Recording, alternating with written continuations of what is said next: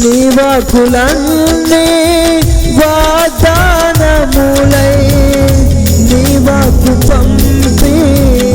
స్వస్థతనిచ్చితివి నీ వాక్కులన్నీ వాగ్దానములై నీ వాక్కు పంపి స్వస్థతనిచ్చితివి నీ వాగ్దానములు మార్పులేనివి నీ వాగ్దానములు మార్పులేనివి నా ప్రియుడా యేసయ్యా నీ కృపలేనిదే నే బ్రతుకలేను క్షణమైనా